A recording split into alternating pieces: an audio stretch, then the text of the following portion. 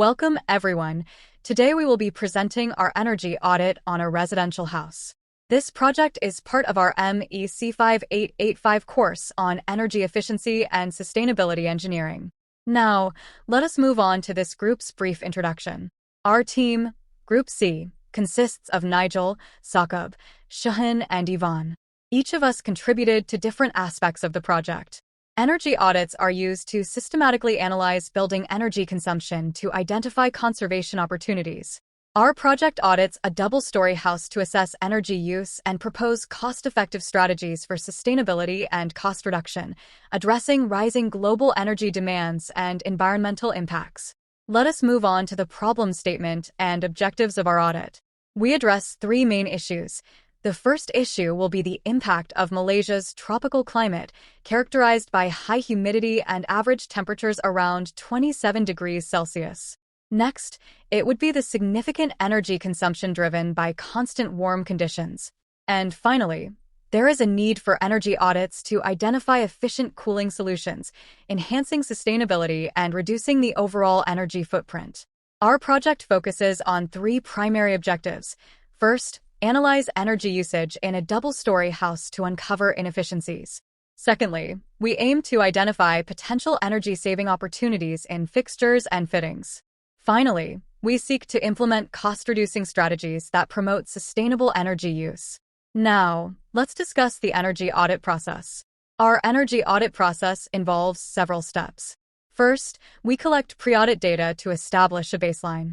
Next, we perform detailed on-site measurements and inventory all energy-consuming appliances and systems.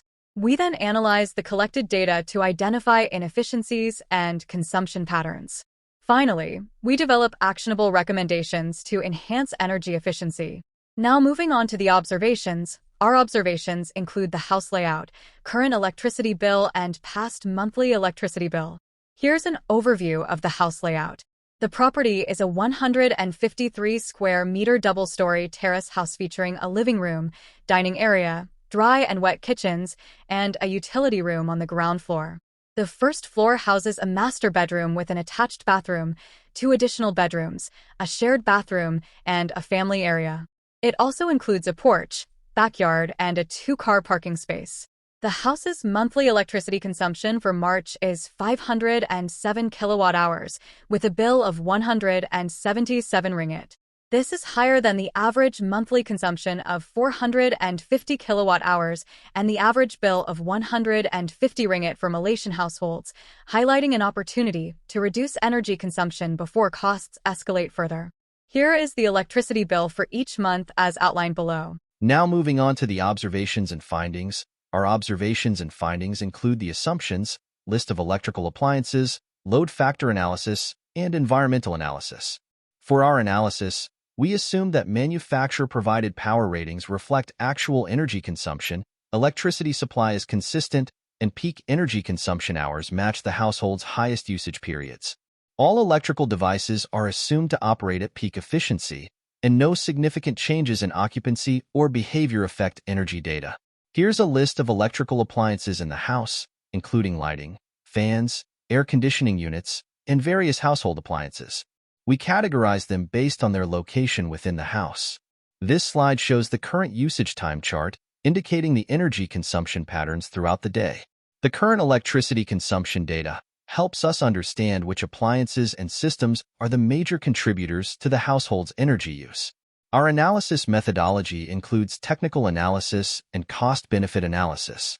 In our technical analysis, we examine power and energy consumption, load factor, and environmental readings. This slide provides a detailed power consumption analysis, identifying the major energy-consuming appliances and systems.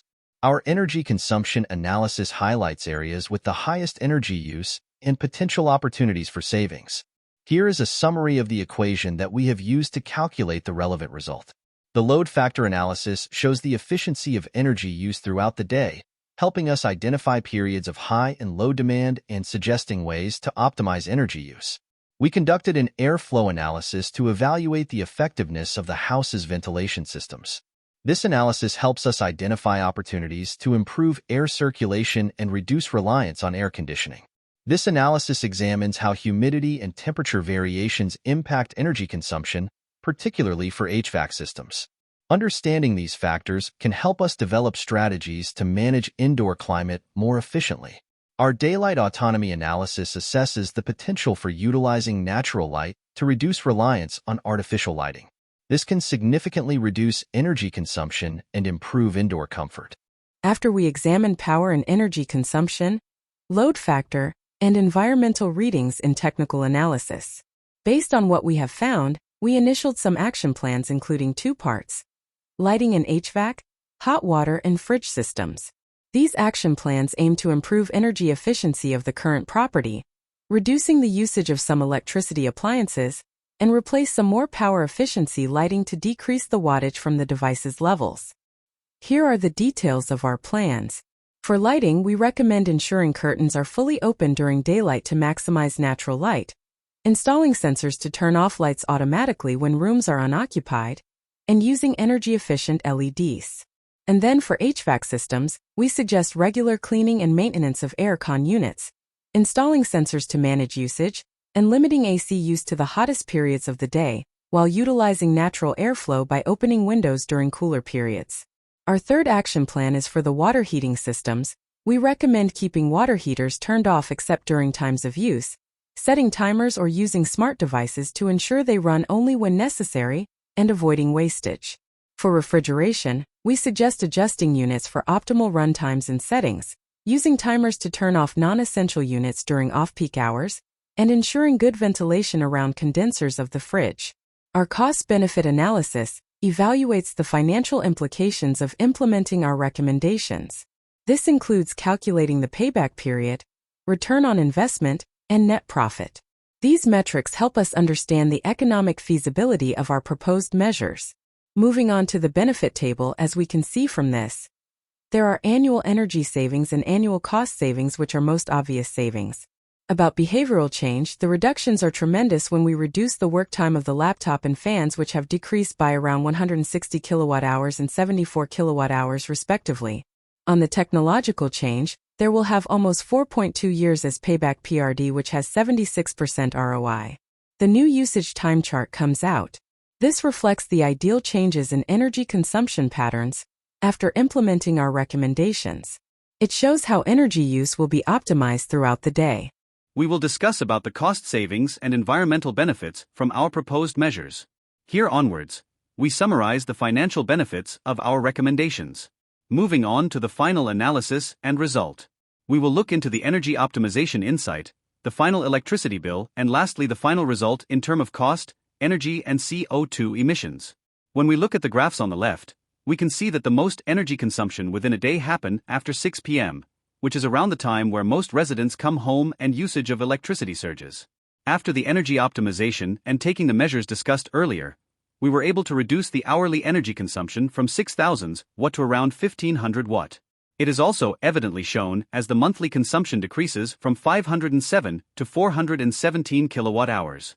We have concluded that a reduction of 17.75% of energy consumption is achieved. This goes the same with the carbon emission. The final electricity bill decrease from 177 ringgit to 139 ringgit, resulting in a 21.26% reduction in costs. This financial saving is a direct result of implementing our energy efficiency recommendation. In summary, our energy audit identified significant opportunities for energy savings in the house, as seen in the bar graph. Based on our findings, we have several recommendations for energy conservation measures. These energy conservation measures can be split into two sections, which is based on the audit sheet plan and a general plan. The audit sheet plan details specific recommendations for each aspect of the house's energy use. For example, for lighting we can use sensor switches and energy-efficient LED. For HVAC we can apply window tinting and external shading. For hot water system, we can use an automatic turn-off system. In addition to specific measures, we have general recommendations to enhance energy efficiency, such as improving insulation, using window treatments, and considering the installation of solar panels. These steps will further contribute to sustainability and energy savings. In conclusion, our energy audit at the UEP Subang Jaya House reveals electricity use 42.95% above estimates, showing significant saving potential. Discrepancies in preliminary audits highlight the need for precise sub-metering. We've achieved notable savings through strict power management and suggest further enhancements like improved insulation and solar panels for sustained benefits in Malaysia's climate. Implementing these changes promises long-term savings and enhanced comfort.